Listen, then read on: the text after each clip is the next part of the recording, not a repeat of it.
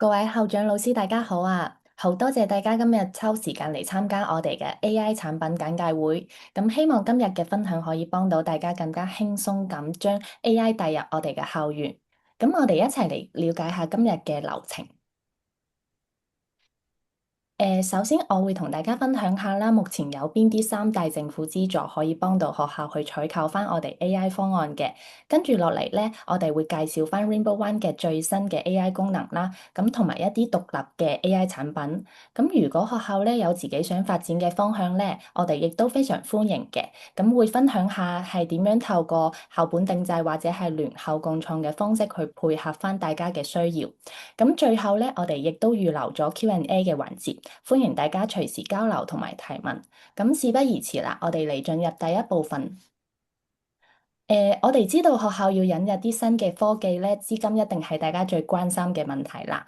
咁好消息就係咧，教育局近排係推出咗幾項非常實用嘅撥款，全港嘅公帑資助學校或者係直資中小學都可以申請嘅。咁我哋幫大家整理咗三個最適合用嚟採購 AI 資源嘅專項撥款。首先第一項係優質教育基金電子學習配套計劃，學校可以直接喺教育城平台上以訂閱券嘅方式去選購翻指定嘅電子學習項目。目前咧計劃22個 project 已經有第一批同埋第二批嘅成果可以喺教育城嘅平台上俾大家去訂嘅。咁我哋最新最大型嘅 Rainbow One AI 產品將會作為第三批嘅項目去喺今年嘅6月份推出，俾大家開放申請嘅。可以密切留意下嘅。咁呢一項計劃申請嘅行政手續咧係非常簡便嘅，學校只需要通過我哋現有嘅教程帳戶中嘅學校採購員嘅權限去登入啦。咁會見到學校受到資助嘅具體金額，咁揀翻我哋某一項或者幾項嘅電子學習項目啦，即可以去提交翻我哋網上訂閱嘅申請嘅。成個過程係非常快捷嘅，不需要填寫複雜嘅計劃書或者係報告，只需要簡單填寫翻學校嘅申請意向即可以訂啦。咁第二項就係我哋推廣自主語文學習嘅一筆過津貼啦。咁呢一筆20萬嘅津貼係可以去採購翻英文或者普通話嘅電子學習工具嘅，咁去提升翻我哋學生嘅語文能力。咁雖然呢個計劃目前係截止咗申請啦，但係我哋都了解到絕大部分嘅學校係早前成功申請咗，而且係持有呢一筆津貼嘅。大家只需要留意翻我哋呢一筆資金，可以喺2027年嘅8月份之前用完就 OK 㗎啦。如果學校仍有餘額嘅話，呢一筆錢非常適合用於我哋語文學習嘅方案嘅。咁最後亦都係我哋最新推出同埋資金金額最高嘅一項就係自啟學教嘅撥款計劃。係我哋呢一筆計劃係撥款咗每一間學校資金達到50萬嘅。係專門去支援翻學校採購 AI 教學工具啦，同埋平台嘅。呢個計劃啱今年2月底截止咗申請啦，反應係非常熱烈嘅。全港有超過790間學校已經提交咗申請，教育局預計喺3月底嘅時候就會陸續去公布翻申請嘅結果，喺6月前咧會發放我哋資金俾學校嘅。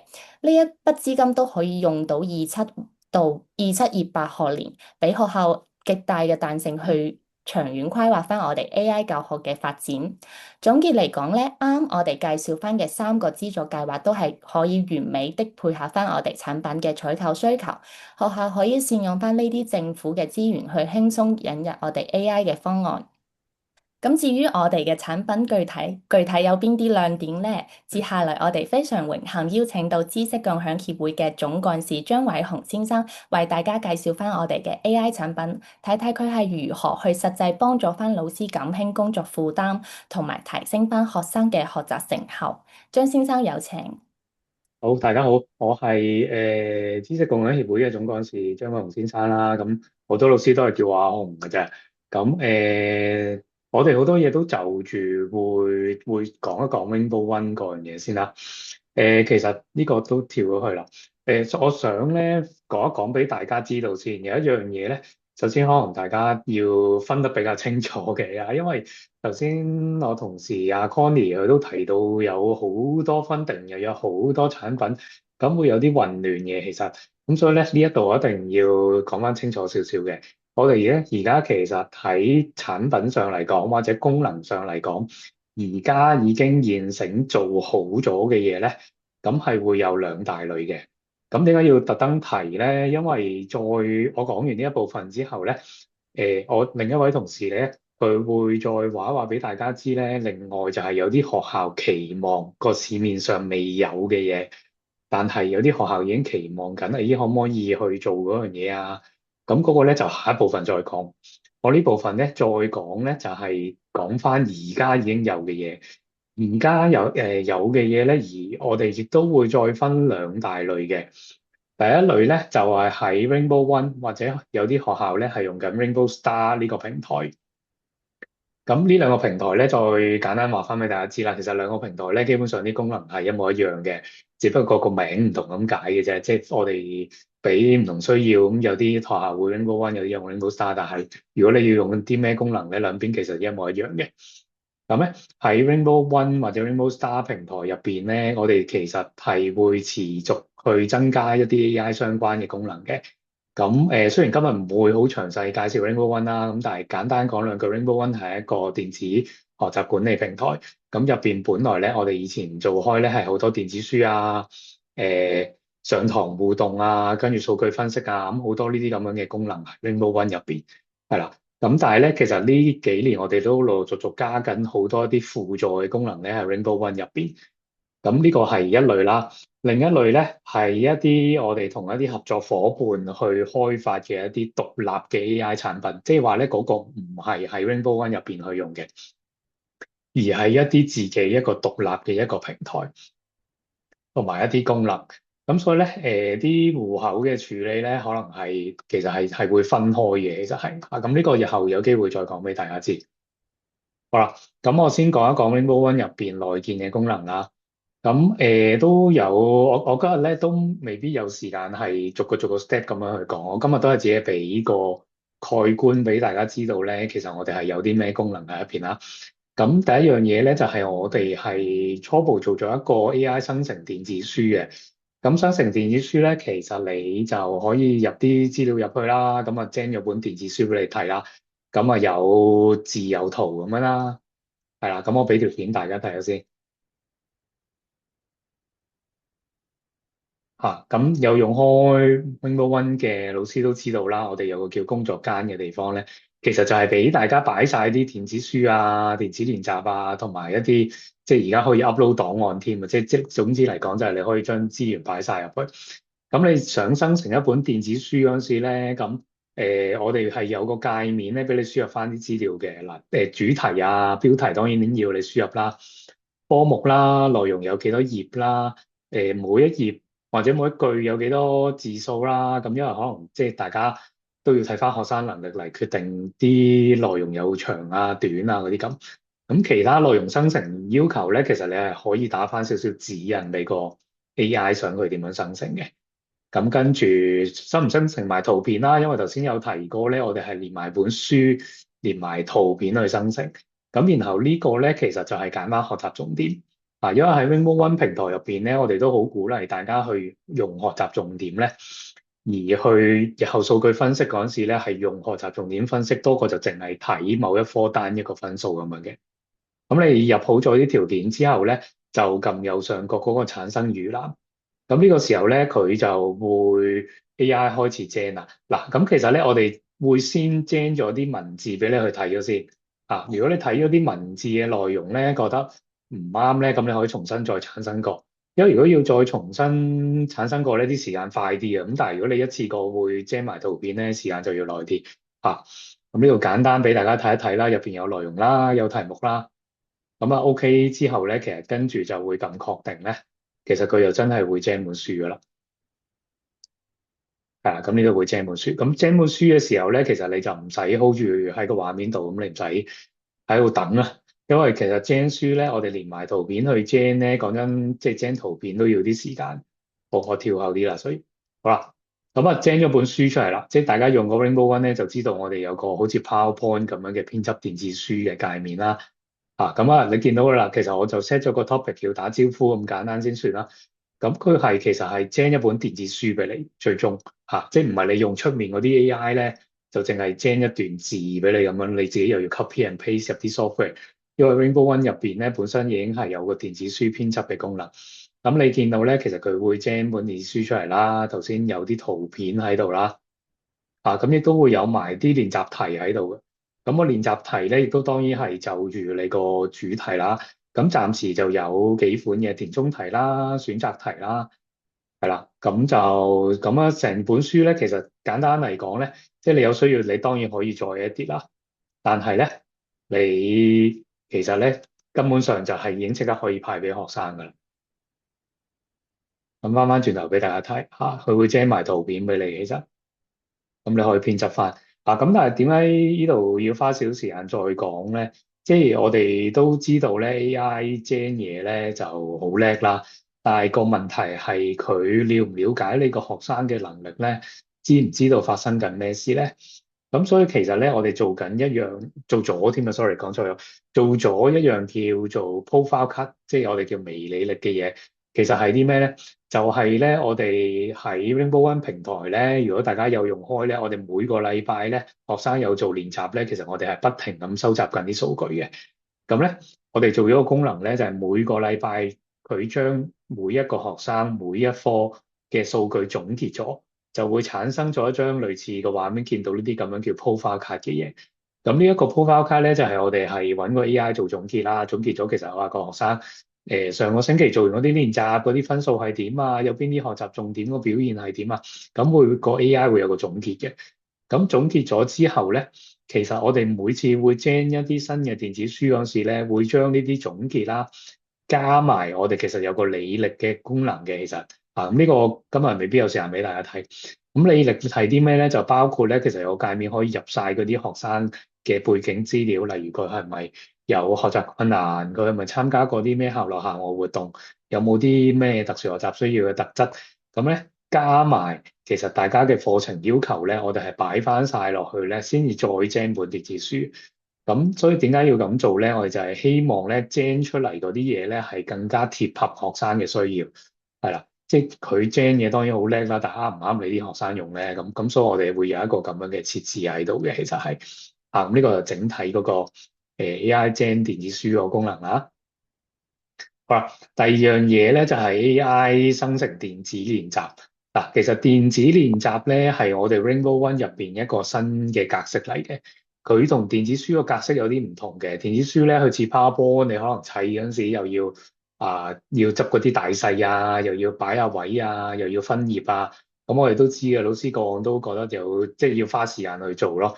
咁但係新嘅電子練習，我哋個格式咧係簡單嚟講似一個 Google Form 嘅格式多啲。咁你入題目就已經 OK 啦，係啦。咁你可以咧有個類似 Google Form 嘅界面啦，去編輯啲題目啦。咁但係呢個個重點咧，其實係因為喺呢一個電子練習入邊咧，我哋會有開放式嘅題目嘅。開放式嘅題目咧，咁其實咧係例如長問答啦，或者係我哋甚至乎有個作文題啦，咁係可以叫個 AI 去俾評語嘅。不過咧呢個唔係我想講嘅重點啊，同埋俾分嘅。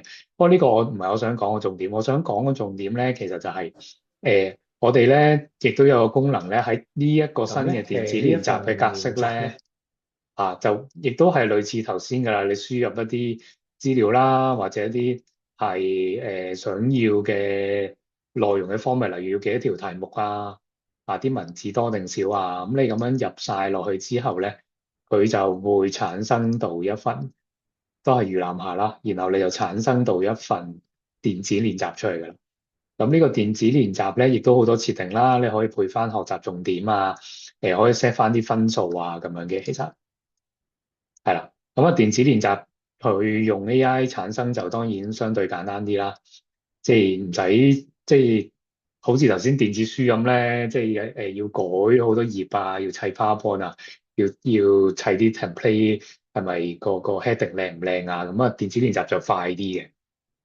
咁啊，又係做完嗰份練習咧，就即刻可以派俾學生噶啦。其實咁當然啦，跟翻我哋 Rainbow One 嘅格式咧，後面好多數據啊，各樣嘢係會自己操落嚟噶啦。好，OK，好，下一樣嘢，繪畫學習。我哋咧其實係有一個繪畫學習嘅功能咧。你係可以喺 Rainbow One 入邊咧，除咗派電子書俾學生之外咧，而家係可以建立一個獨立嘅繪畫練習俾學生。咁呢個繪畫練習咧，你可以去 set 做係廣東話啦、普通話啦或者英文嘅。而個主題你亦都可以 set。咁你 set 咗之後咧，其實就係學生就住嗰個主題可以好似個 WhatsApp 咁啦，咁啊同個AI 去傾偈嘅。其實咁當中都有啲功能嘅，例如 AI 講咗啲嘢個學生唔明嗰陣時咧，咁可以 click 落嗰啲字詞嗰度咧，就會出翻嗰啲解釋啦。係啦，亦都會即刻出翻有啲文法建議咁樣，都會俾翻個學生。其實咁同埋個學生做完個繪畫嘅練習之後咧，我哋亦都有 AI 嘅評分啦，同埋評語嘅。咁當然啦，即係逢係呢啲 AI 評分嘅嘢咧，我哋都覺得係要有個位咧，俾翻老師去輸入翻佢自己最終個分數嚇，因為佢覺得如果個 AI 個分數你覺得滿意嘅，咁你可以直接用 AI 評嗰個分啦。如果你覺得唔滿意嘅，咁你就可以自己再俾最終個分數同埋評語嘅。係啦，好快亦都示範俾大家望一望。咁喺我哋個書架嗰度咧，繪畫訓練咧都係就右上角會有個新嘅加號啦。咁加號嘅意思咧，即係除咗派電子書之外咧，你可以派一啲繪畫訓練嘅。咁同樣啦，你輸入翻一啲設定啦、語言啦、AI 個聲線啦，你可以男聲、女聲啦、語速啦、AI 講嘢快定慢啦，或者個對話究竟顯唔顯示啲文字出嚟啦？因為你可能單純想學生聽語音，又唔想學生睇 AI 講嘢嗰啲字咧，咁你又可以熄咗佢啦，就純粹聽語音啦。咁啊會有呢啲咁嘅設定，就係俾老師去決定咯。係嘛？咁啊亦都係回答 AI 講嘢嗰時啲長短啊，咁各樣嘢都係可以 set 嘅。其實係啦。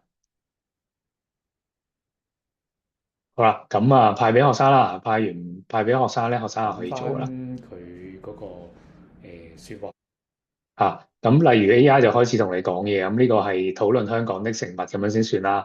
咁啊，真係個樣都好似 WhatsApp，應該都唔難操作噶啦。其實係咁啊，下底有個錄音掣啦。咁其實錄音定係打字咧，其實頭先都有個設定係俾老師設定。咁但係因為我頭先話繪畫訓練啊嘛，咁我哋梗係想學生用語音多啲啦。咁啊，學生講嘢啦，咁啊講完嘢咧，其實我哋就 AI 會有個辨識噶啦。其實咁我 AI sorry。跳咗嘅，唔好意思啊，我跳咗個 slide 喺呢度嘅例如我講呢個講咗話，我中意食 AI 叉燒包咁樣啦。佢話點解你覺得叉燒包咁受歡迎咧？都話咁我會一路個同我 AI 一路咁去傾偈咯。其實係啊，咁到其實咧中間仲有啲小嘅功能咧，就係右下角咧，大家可能見到有個提示掣咧，就係可以如果學生真係諗唔到講乜嗰陣時咧，撳個提示掣咧，感覺 AI 咧都係 AI 嚟，其實都係會俾啲提示佢，俾指引佢。係啊，因為頭先咧嗱，我呢度係講緊蝦餃同燒賣，咁我 AI 講完啦，喂，蝦餃同燒賣都好受歡迎，我哋覺得有啲咩分別啊？咁我學生唔識諗啊，咁我 AI 會提佢啦。蝦餃同燒賣最大嘅分別就係蝦餃有蝦，燒賣係瘦肉咁樣啦。係啊，即係都係幫助緊學生去做繪畫訓練。OK，好，第四樣嘢，一個 AI 作文輔助嘅工具。咁呢個咧，其實同頭先都類似嘅啦，不過我就俾個畫面大家睇啦。嗱，我都知道其實出面咧 AI 作文啊，或者批改作文啊，咁出面而家都有好多工具嘅。咁但係我哋個專注嗰個位咧有少少唔同，我哋希望咧係學生寫作嗰陣時咧就俾多少提示俾學生，就唔係佢寫好晒先批改咯。咁所以咧喺老師去設定呢個練習，當然好似頭先咁啦，有啲設定俾你可以入翻嗰個主題啊，嗰啲評分啊、評分嘅準則啊，咁你都可以入翻。咁但係當學生做嗰陣時咧，我哋個方式係想學生分段創作嘅，其實係。咁所以你見到而家呢個畫面咧就分三段啦。咁分咗幾段之後咧，右邊就會有啲功能㗎啦。咁就例如寫作前提示啦，咁我哋知道有啲能力弱嘅學生咧，即係你俾個 topic 佢咧，俾個主題佢咧，佢真係可以坐喺度一粒字都諗唔到。咁所以會有啲寫作前提示，就佢可以撳下先啦。咁當然啦，我哋有限次數嘅，其實係因為我哋都唔想個學生不停咁喺度即係叫個 AI 攞提示，咁佢自己唔使寫噶啦，其實。咁所以咧有限次數，而次數咧係俾老師去決定究竟限佢幾多次。好啦，咁去到每一段嗰陣時咧，其實亦都有兩樣嘢嘅，一個叫段落提示，一個叫段落評語。段落提示咧就係佢未寫之前咧就可以問一問 AI 啦，有啲咩提示啊？咁咧亦都係有限次數啦，亦都可能會有發音啦。能力弱嘅學生咧，即係提示完有啲字唔識睇，咁不如聽一聽聲啦，都有呢啲功能嘅。咁評語咧就相反啦，當學生寫咗之後咧，就係先至問 AI 佢寫成點。咁而且咧係每一段可以去做呢件事。咁所以咧，其實係我哋喺前期嗰度做多少少嘢啦。咁去到後面咧，學生做完晒之後啦，亦都係有 AI 就住你嘅評分準則咧，可以去評分啦，亦都係會有個總評嘅。咁同頭先嗰個 AI 會話都有少少似嘅，係啦。咁呢度我唔示範啦。好，下一樣嘢咧就係 AI 小助手。咁佢係啲咩嚟嘅咧？就係其實咧，啲學生用電子書嗰陣時，我翻返去講電子書啦。因為我哋 Rainbow One 最強咧就係嗰個電子書同埋電子書編輯嘅功能。喺你做咗好多電子書或者電子教材之後咧，即係都提一提嘅，因為可能有啲老師唔知嘅，我哋而家啲電子書係可以 import PowerPoint 咁樣，方便你 import PowerPoint 完之後再改嘅，簡單啲。咁 AI 小助手咧就係當咧，我直頭俾條片大家睇。你咧整完本書之後咧，派俾學生啦，咁學生咧就可以開喺工具列嗰度開呢個功能出嚟。咁咧有三樣嘢學生可以做嘅。第一，佢可以叫個 AI 咧講解下個頁面先，因為能力弱嗰啲學生咧成頁咧佢都唔係好知發生咩事，咁啊叫個 AI 講解頁面。第二樣嘢咧，sorry 俾大家睇睇，頭先條跳緊睇法。講解頁面就係話用右邊嘅小硬幣搬過去啦。咁跟住咧，佢可以問 AI 俾提示嘅。咁而家咧，大家見到個畫面咧係一個數學嚟嘅。咁咧，其實係一個唱緊仔嘅功能啊，唔係 sorry 嘅練習啦。咁2蚊換兩個1蚊啦，5蚊咧換幾多個1蚊啊？咁右邊咧就有1蚊同5蚊咁樣啦。咁咧，你會見到係其實咧。佢會俾提示俾個學生係咩咧？佢會話：喂，第二題黃格入邊只有3蚊喎，同左邊5蚊唔相等喎。咁我哋都叫個 AI 咧唔好直接俾答案俾學生啊。咁但係其實個 AI 咧而家叻嘅地方咧就係其實佢係了解緊個畫面發生緊咩事。即係話咧，其實學生咧未做又好，做到一半又好。喂，唔好意思，唔知點解我個 Google Slide 成日都自己跳。係啦，咁咧，佢會就住學生做到一半嘅嘢咧，去提示學生都可以咯。其實係，咁所以咧，你見到佢而家答咗3個1蚊，咁你可以問 AI，佢又會講啲嘢俾你聽。當你如果多咗黐咗6個1蚊落去，再問 AI，佢又會講另一啲提示俾你聽。咁所以咧，呢個我哋係希望咧，幫到能力弱嘅學生啦。咁係任何一頁電子書咧都可以問個 AI 嘅，其實係。咁當然啦，好似我哋頭先咁講咧，即係都有限次數嘅。最後呢一個功能咧，當然就係最傳統嘅，就係輸入問題問 AI 啦。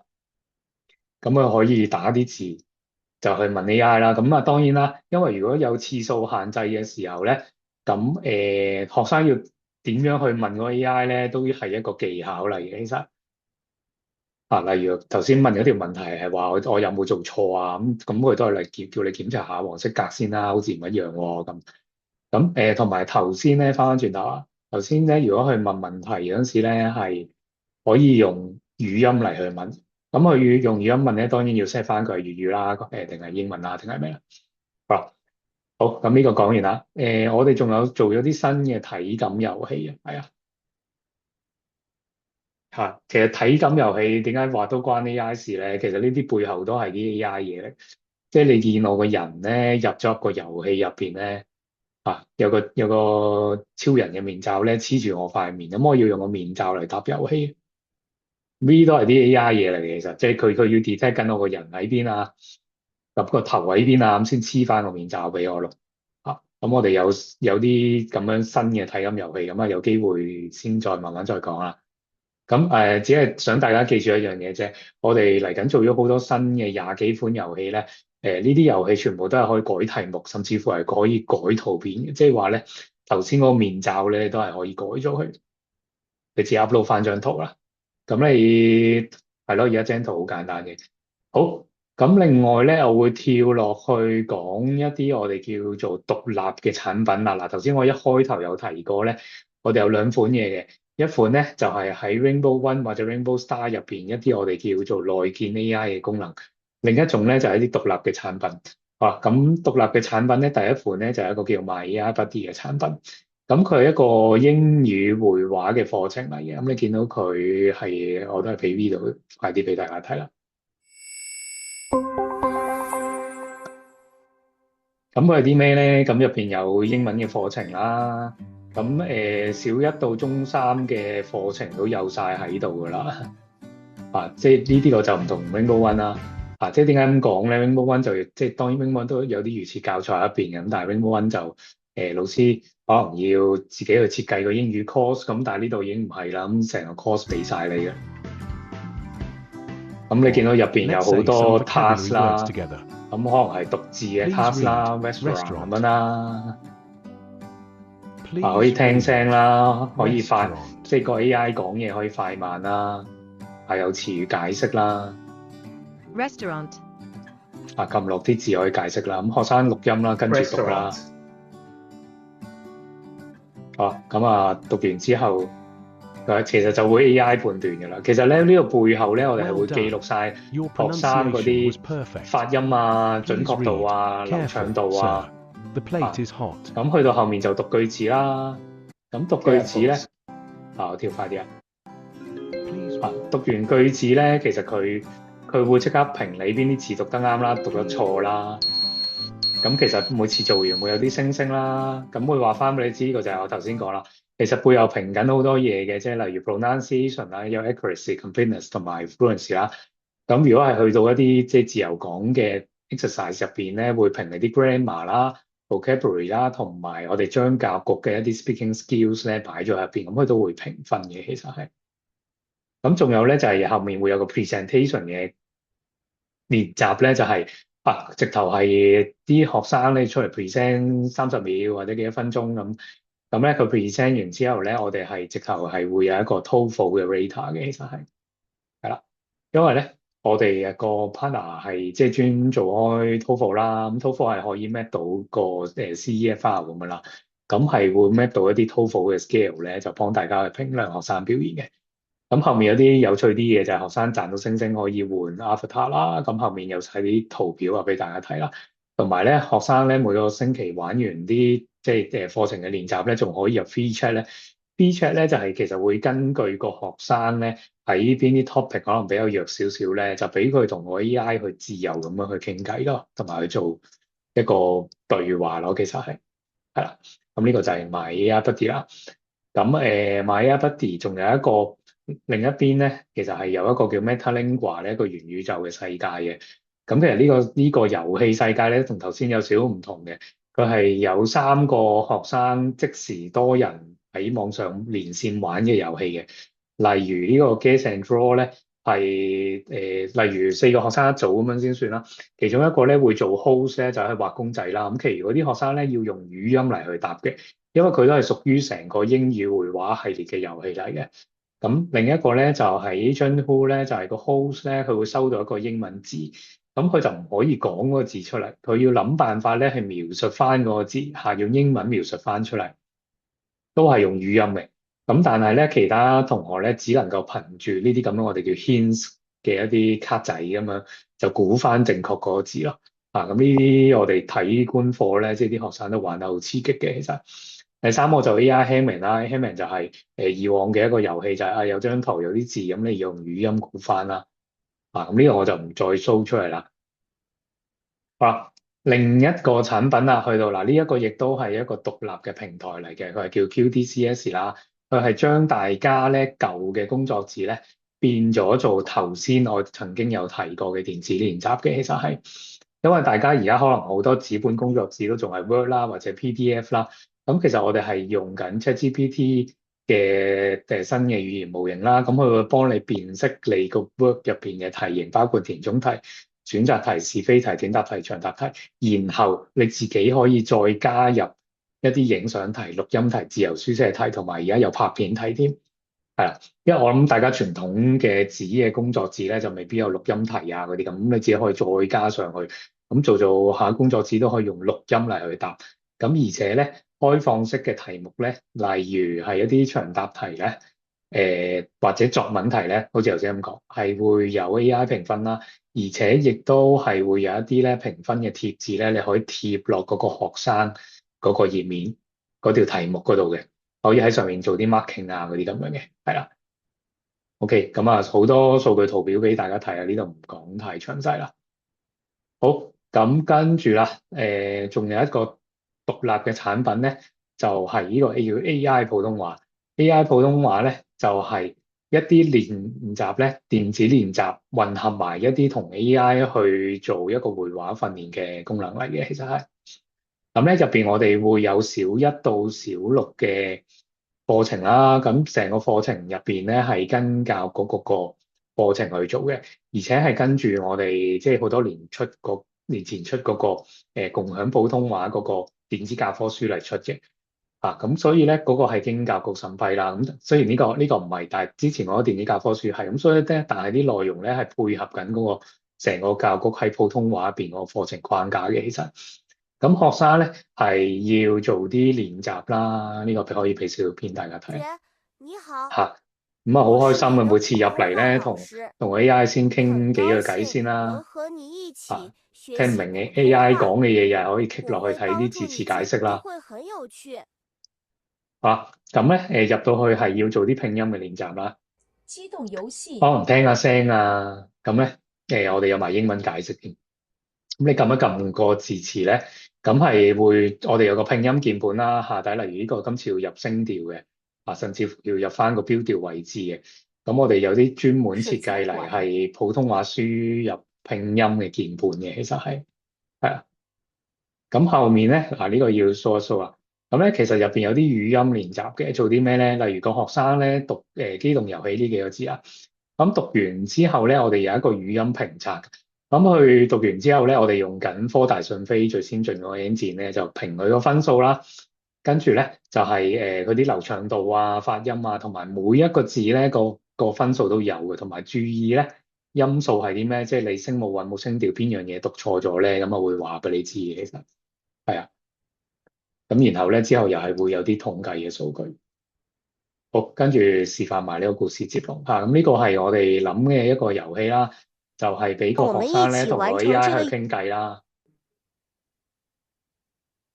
熊咁例如懶洋洋地躺在地上。咁呢個做乜嘢嘅咧？又係咁，其實故事接龍嘅意思咧，就係咧，我哋睇呢度，例如1、2、3、4、5、6、7句説話入邊咧，同個 AI 咧要夾份咧一齊講一個故事出嚟。例如咧，呢一個係講海洋公園嘅故事，咁AI 講一句，個學生啊講一句。跟住個 AI 咧，又會就住個學生講咗嘅嘢咧，繼續再組織一個故事落去嘅。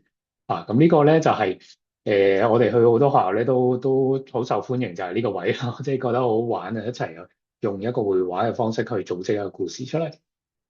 好啦，咁頭先講咗咁多產品啦，但係頭先我同事 Connie 一開頭都提過嘛，有3筆津貼，咁大家可以點樣去用咧？咁呢度有個列表咧，大家有需要可以 cap 下 screen 都得嘅。其實個影片我哋亦都稍後會錄影咗翻之後再 send 翻俾大家睇嘅。咁頭先講咗2大樣嘢啦，分開就係 Rainbow One 內建嘅一啲咁嘅功能咧。咁邊啲嘢係可以用到優質教育基金嗰個電子學習配套計劃啦？邊啲嘢係可以用到語文津貼啦？例如一啲作文啊、出書啊、繪畫啊，當然都可以用到語文津貼啦。咁咧。亦都可以用到自啟嗰個50萬撥款啦。好啦，咁第二樣嘢咧，頭先有提到最後講嘅幾個獨立產品啦，包括 MyAIBuddy 啦、工作紙全門啦、AI 普通話啦。咁咧呢啲你亦都係有啲係可以用到嗰個電子學習配套計劃嗰個津貼啦，有啲可以用到語文科嘅津貼啦，有啲咧因為佢都係 AI 嘢嚟嘅，其實佢都可以用到自啟教育撥款計劃。OK。好，咁啊，我都講咗好耐啦，咁啊，我分享到呢度先，唔該晒。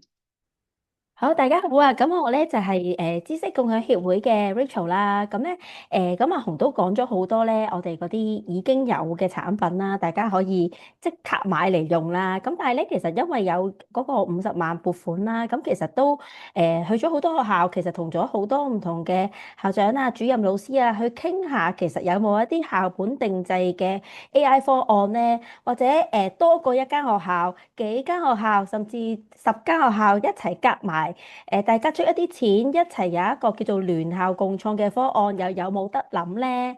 係啦，咁其實有咩情況係適合學校去選擇一啲校本定製嘅方案嘅咧？咁你可以諗下，你係咪其中之一？Case one 咧，可能咧係學校希望咧喺某一啲特定嘅科目或者課題，開發一啲咧專屬嘅 AI 教學工具。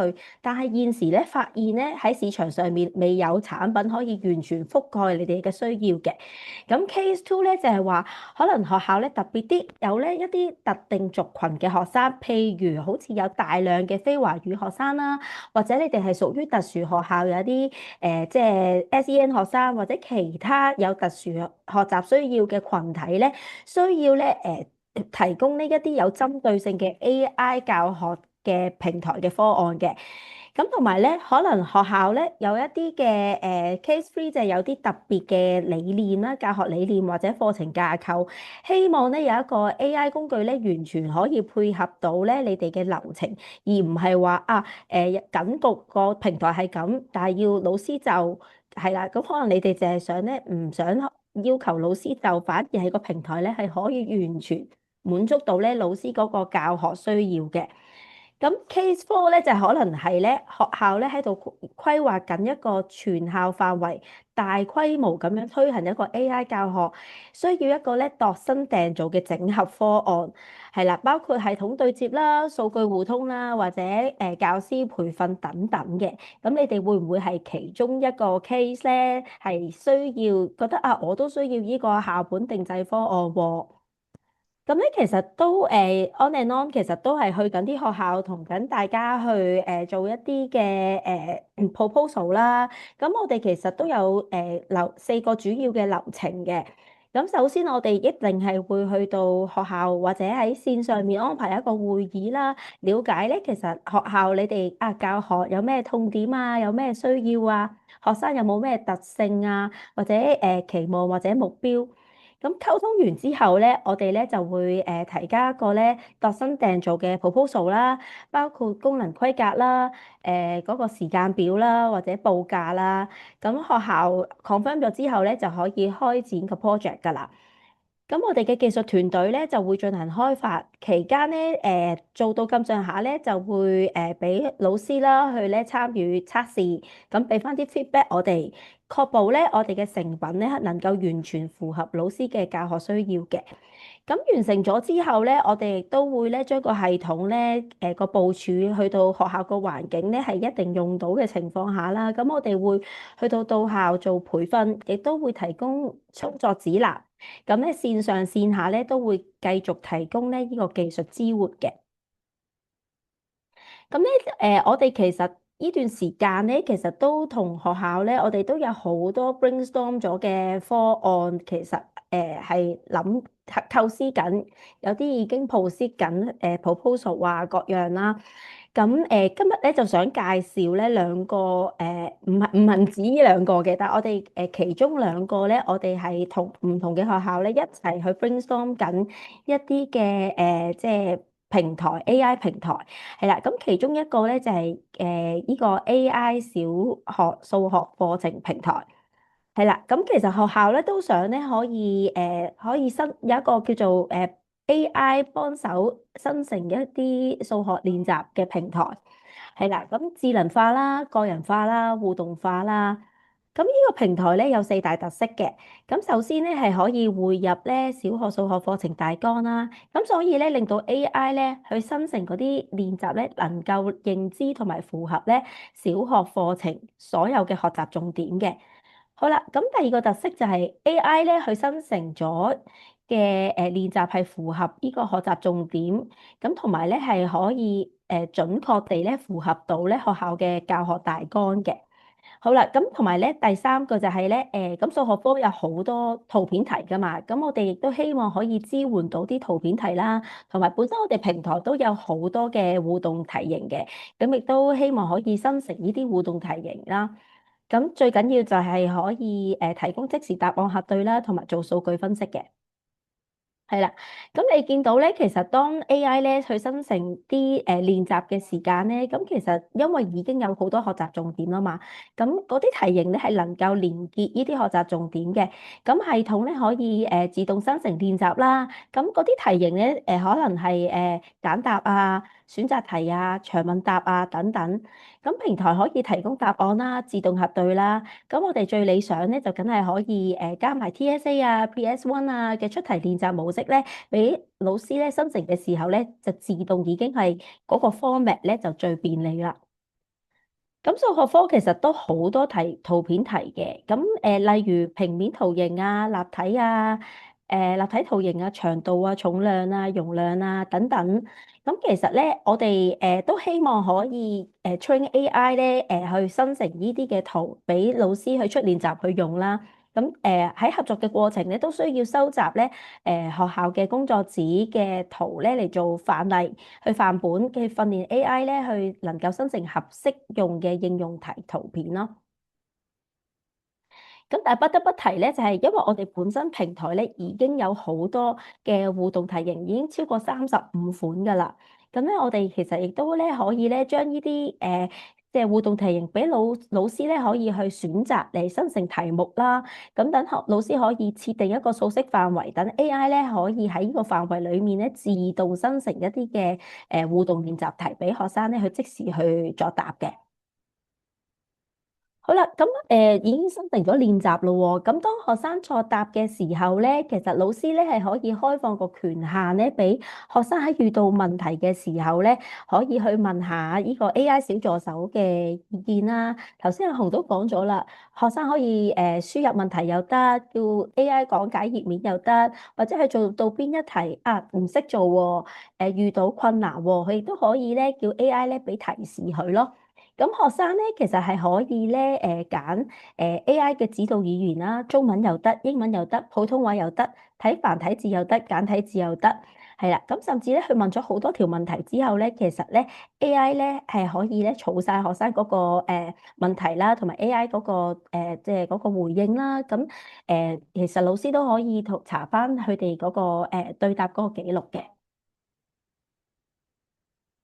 咁咧，其實生成練習咧，系統可以揀一次生成一次嘅練習又得，或者咧，當老師咧定咗嗰個學習重點同埋題型咧，叫 AI 咧生成一個 series 一個單元咁嘅練習，亦都可以嘅。咁當即係嗰個練習咧，老師可以設定如果學生作答唔合格喎，咁系統咧可以咧按照嗰個學習重點咧生成另外一份練習咧，俾學生咧再次作答。咁直到達標之後咧，可以學生可以去下一個練習啦，或者去下一個單元繼續作答咯。係啦，咁頭先你都講咗系統啦，又可以有好多嘅圖表啦，去追蹤翻咧學生個進度啦。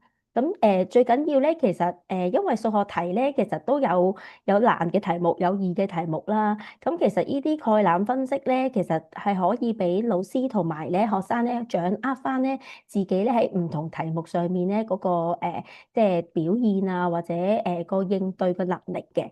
咁特別咧想強調咧，最尾有一個叫做 AI 回饋啦與洞察啦。咁其實咧而家好幫到手就係AI 咧可以喺咁多圖表裏面咧做一啲咧文字，即係唔單止圖表啦，其實係一啲文字上面咧嘅 feedback 咧俾翻老師同埋學生嘅。咁等老師咧可以進行一啲有針對性嘅教學啦，同埋咧令到同學咧更加明確咁樣咧知道自己乜嘢強乜嘢弱。可以咧準確地咧去提升自己能力咯。好啦，咁第二個我哋同學校傾緊嘅，我覺得都係好適合好多學校去使用嘅，有個我哋叫做 AI 工具箱嘅 project 啦。咁我哋咧就想咧可以去創建一個咧一站式嘅 AI 平台，去咧啟發咧學生嘅潛能。係啦，咁咧其實都有6個流程係我哋希望去建立嘅。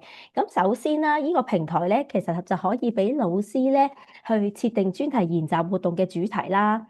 咁同埋咧，如果呢個主題咧係牽涉咗一啲跨學科嘅知識應用啦，因為而家其實都講好多要跨學科嘅知識㗎嘛，係啦，咁老師亦都可以已經規範咗有邊啲範疇係牽涉喺個主題裡面，可以去培養學生嘅整合能力咧。咁其實透過呢啲老師嘅設定咧，其實可以咧 make sure 咧學生係聚焦學習嘅。老師咧先規範咗一啲 AI 研習主題嘅方向啦。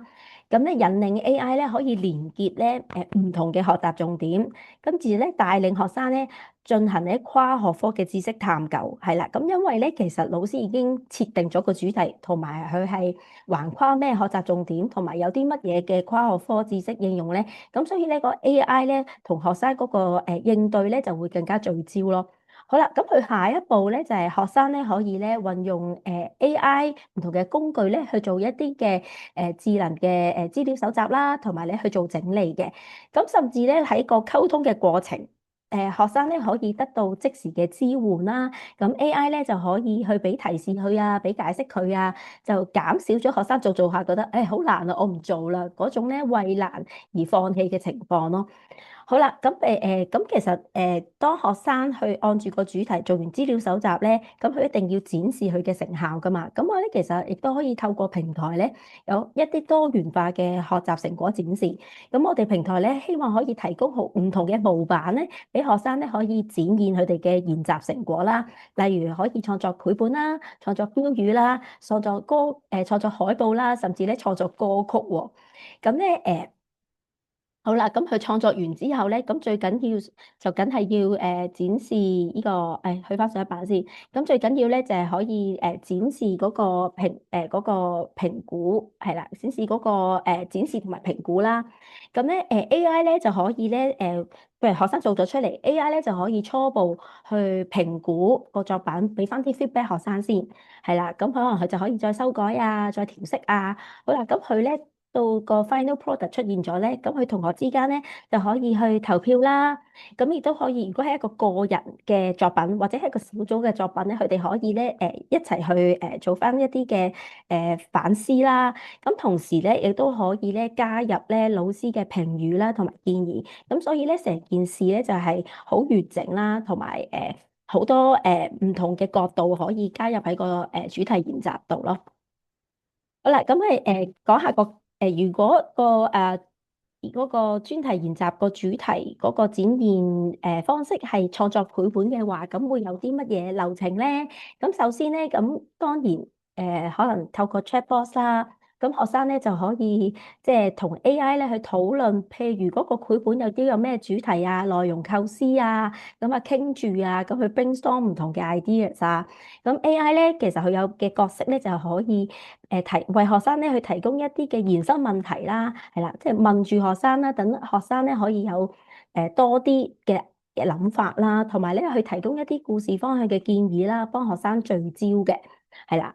咁可能佢哋喺個討論嘅過程裏面咧，其實已經揾咗好多資料噶啦。咁 AI 咧就可以喺咁多嘅資料裏面咧，去幫學生咧做一啲嘅摘要啦，或者按住主題咧再提供多啲嘅背景資料俾學生啦，或者跟主題相關嘅情節都可以提供俾學生嘅，係啦，去梳理一啲情節嘅重點清單啦，或者咧去提供一啲嘅初稿圖啦，等學生咧喺製作個繪本嘅時候咧就更加順利咯。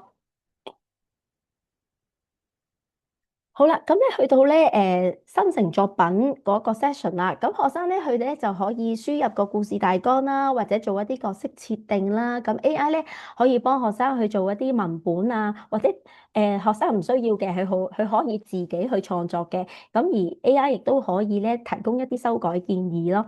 咁 AI 可以幫佢生成一啲嘅草稿啦，咁有好多風格都可以去揀嘅，譬如卡通又得啦，揀筆畫又得啦，好寫實嘅風格亦都可以啦。咁如果學生係用小組嘅形式去創作繪本嘅話咧，咁平台咧就可以俾佢哋一齊去共創啦、互動去修改啦，結合所有人嘅創意咯。好啦，咁去到排版啦，咁 AI 咧就可以咧為學生提供一啲嘅排版嘅建議啦，點樣分頁啊、文字啊、圖片位置啊，咁學生亦都可以喺個成品度繼續去揀字體啊、顏色啊、插畫風格啊，到最後咧去完成個繪本咯。好啦，咁去到如果你話SEN 或者非華語學生，咁平台可唔可以支援佢哋咧？咁我諗應對其實非華語學生咧，其實最好就可以俾佢哋有中英對譯嘅功能啦，等佢哋咧鼓勵佢哋繼續去用中文又好去創作呢個，即係用係可能有英語嘅輔助底下去創作一個中文嘅自己嘅繪本係啦。咁或者 SEN 嘅學生都用得着呢個平台嘅喎，因為佢哋可以用啲簡單啲嘅説話或者簡單啲嘅圖像，其實都可以完成一啲主題去專題研習嘅主題噶嘛。係啦，去到展示同評估嗰部分咧，咁當學生完成咗佢哋嘅作品啦，AI 咧就可以俾一啲初步嘅評估學生，可能話翻俾佢聽你嘅故事結構係咪完整啊？插圖係咪清晰啊？使唔使再調色啊？咁最後老師同同學啦都可以咧俾翻啲 feedback 啦，做呢一啲綜合性嘅評估嘅。好啦，咁如果咧呢個專題研習個主題咧嘅嗰個成品係一個海報創作嘅話，咁又係點咧？咁一樣啦，其實又係咧可以咧喺即係 chatbox 啦，學生可以透過同 AI 討論咧嗰個主題咧喺度可以即係去係 brainstorm 一啲嘅諗法啦。咁因為其實我哋好知道咧，其實即係問問題係好緊要嘅，咁所以咧你問 AI 問題，跟住 AI 咧去俾回應你啦，或者俾一啲資料你咧，其實對於學生嗰個搜集資料咧，其實都係即係都係一個重要嘅技能咯。係啦，咁 AI 咧其實會提供一啲嘅延伸問題啦、靈感俾學生啦，幫學生咧聚焦喺個主題度啦，或者咧喺嗰個跨學科嘅知識嘅核心咧，亦都等學生咧可以係唔好偏離嘅。係啦，咁喺資料搜集同埋整理咧，咁當然 AI 好叻咧，就係做呢個搜尋資料同埋做摘要啦，亦都可以咧為學生咧嗰個主題咧提供一啲相關嘅數據啦、案例啦或者圖片咧，生成一啲圖片咧做參考嘅。好啦，咁去到設計海報咧，咁當然 AI 可以幫佢提供呢個版面設計啊、配色建議啊、插圖啊或者圖像生成等，學生咧可以喺佢哋所有嘅討論裏面咧去揀呢一個最啱佢嘅方案咯。咁當然平台會有工具俾學生再去調啲字體啊、顏色啊咁樣樣啦。咁當然展示同評估都係緊要啦。咁製成咗海報，咁 AI 亦都可以首先咧俾咗一啲嘅初步評估佢啦。係啦，譬如個信息係咪清晰啊？設計係咪吸引啊？咁等學生咧喺真正分享出嚟之前咧再調色。係啦，然之後咧最後亦都係咧要加入咧老師啦同埋同學嘅回饋啦、feedback 啦。為咧作品咧做一個綜合嘅評估嘅，係啦，咁所以呢兩個咧我哋構思緊嘅AI 平台咧就唔止係咁嘅，咁所以咧如果老師聽完今日我哋唔同嘅分享，有更加多嘅 ideas，覺得呢個功能啱，嗰個功能啱，但係咧可以優化更加即係迎合或者適合到咧校本嘅一啲嘅即係框架啊、學科啊、需要啊，咁亦都可以咧隨時同我哋咧去聯絡同埋溝通嘅。好，時間咧就交俾 Melody 啦。好啦，咁就嚟到咧 SEN 相關嘅項目啦。咁今日我會講咧就會係兩個嘅，就 AI 社交故事同埋 AI 執行能力訓練嘅。咁都容許我快脆講一講社交故事係咩啦。其實咧社交故事咧係一啲短嘅故仔，咁佢係一個情景嚟嘅。例如話個學生想要同小朋友玩，但係佢唔知點開口，唔知點加入去人哋啲小朋友一齊度玩咁樣啦。咁咧其實每一個呢啲社交故事咧都可以即係幫佢哋去理解嗰啲其他人有啲乜嘢嘅觀點啊，或者佢哋有咩諗法啊，喺呢啲場合佢要做啲咩適當嘅行為啊咁樣樣。咁咧主要係幫一啲自閉症譜系障礙即係 ASD 嘅同學仔啦，又或者係一啲有情緒管理啊或者社交技巧障礙嘅一啲同學仔嘅，咁佢哋就可以用呢啲故仔睇咗之後知道咗原來係有咁樣樣嘅可能性，我可以咁樣樣做，咁就幫佢哋去調適佢哋嘅行為，同埋減少佢哋對一啲未知情況嘅不安，因為大家都知如果係ASD 嘅話咧，佢哋好怕有突發情況嘅。咁大但係個問題就係咧，社交故事呢樣嘢咧已經出現咗好耐㗎啦。其實呢一個工具用咗好耐。你見到好似而家圖上面咧呢幾套嘅教材咧，都講緊可能10年、20年以上嘅教材嚟㗎啦。咁佢係都有可能有100個故仔，但係嗰100個又就唔夠真係學生 cover 晒所有佢喺屋企、普通社交、學校各種嘅場合咧，亦都係咧佢哋咁耐啦啲教材，其實有冇增加到一啲新嘅情況？例如佢哋用social media 啦，係啦，要用電腦、用網絡嘅時候遇到嘅一啲情況啦，咁樣咁其實我哋都發現咧係唔全面嘅喺而家呢一個現有嘅坊間嘅教材入邊。咁我哋嘅諗法咧就係去做一套咧 AI 生成社交故事嘅工具，一個簡單嘅平台咁啦。咁咧就可以咧，老師自己去輸入佢嘅主題，佢有一個咩嘅情景，咁甚至乎係可以加入咧學生嘅一啲喜好要素，而去 gen 一個咁樣嘅社交故事嘅。點解要加埋學生喜好咧？因為其實我哋好想做到個人化嗰件事，嗰個故仔越切合嗰個學生需要，越切合佢自己嘅嗰個性格咧，佢就越容易接受到嗰個信息嘅，所以加埋佢嘅喜好，例如嗰個學生好中意巴士，咁我哋就可能用排巴士啊、數巴士呢啲咁嘅元素加喺個故仔度咧，咁對佢嚟講係會更加好嘅。咁老師好簡單嘅啫，就係好似而家圖咁樣樣啦，即係呢個係一個好 draft 嘅 idea 嚟嘅啫。咁佢淨係輸入幾個簡單句子，有情景有主角，係啦，一個期望行為咁樣。咁嗰個 AI 咧就會 gen 翻一個故仔咧 ，which is 係要配合翻一個社交故事嘅脈絡嘅。社交故事唔係好單純，我哋就咁寫幾句句子做成一個故事就 OK。其實佢後邊係有好多唔同嘅一啲句啦，你見到例如呢啲描述句啊、控制句、肯定句呢啲都係社交故事一啲特有嘅格式嚟嘅。咁都係幫助個學生好快脆去接收呢個故仔想要講嘅嘢咁。咁呢個嘅 AI training 咧，即係佢嘅 AI 生成咧，佢後邊一定要有個 model 係去 train 到所有寫嘅故仔係要適合翻呢個格式嘅。咁當然啦，有咗文字之後，亦都會有圖片啦。圖片係好重要嘅。咁亦都好似剛才嘅幾個 project 咁啦，佢可以有唔同嘅風格嘅圖片啦。咁但係當然我哋都會想揀翻可能一啲童趣啲啊，或者簡單啲嘅圖片，唔好太花巧啦。因為都要俾翻 ASD 嘅學生睇嘅話咧，呢啲係比較好啲嘅。咁語言亦都係啦，好似頭先咁講，繁體、簡體、英文，甚至乎有朗讀嘅部分咧，都可以揀翻合適佢嘅語言嘅。咁好啦，生成完個故事啦，個學生睇啦，睇完之後咧，以往嘅坊間嘅教材咧都係冇乜延伸嘅，睇完就算噶啦。咁佢可以係regularly 咁樣去翻睇嘅。但係我哋因為電子啦，咁就可以加埋一啲問答題，例如好簡單嘅 MC，咁問翻佢之前個古仔，你學到啲乜嘢啊？如果你係即係中間嗰個同學仔，你會點樣做啊？類似咁樣樣啦，甚至乎咧可以俾佢揀埋同社交小精靈對話啦。咁其實就係一個 AI 嘅機械人會同佢就住剛才嘅古仔，可以問翻佢感想又好，甚至乎問佢你遇着咁樣樣嘅情況，你第一件事會點樣做啊？或者你點樣講啊？咁都要理解翻咧。其實好多呢啲有障礙嘅小朋友，佢哋可能對人直接傾談係有感覺到好困難嘅。你有個社工同佢講嘢啊，老師同佢去講嘢，其實佢都可能咁樣就係唔肯講。但係如果同機械人講，佢可能會比較容易表達翻佢嘅諗法。咁而呢啲所有嘢亦都可以 lock 翻喺個平台度咧，家長教師亦都係可以 check 翻嘅。咁最後都係想概括下啦，即係呢個 AI 嘅社交故事生成嘅平台咧，主要都係希望俾翻老師，尤其是可能 SENCO 啦，學校如果有 OTST 嘅可以用啦，社工可以用啦，甚至乎咧我哋都想推埋俾佢哋嘅家長嘅，因為社交故事咧其實佢講緊嘅係多種唔同嘅場合，需要做到個人化，所以如果可以入埋屋企由家長去生成嘅話咧，佢嗰個涵括到嘅範圍會更加廣闊，就更加可以幫到個小朋友。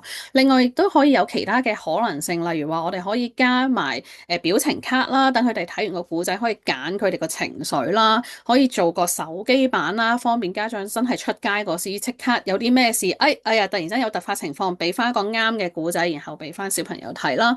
亦都可以有啲嚟提醒功能嘅，因為咧社交故事唔係睇一次就完嘅，其實佢係需要 regularly 俾翻個學生睇，睇到佢好熟習啦，就慢慢可以 fade out 唔睇，所以一個提醒功能都係好好嘅。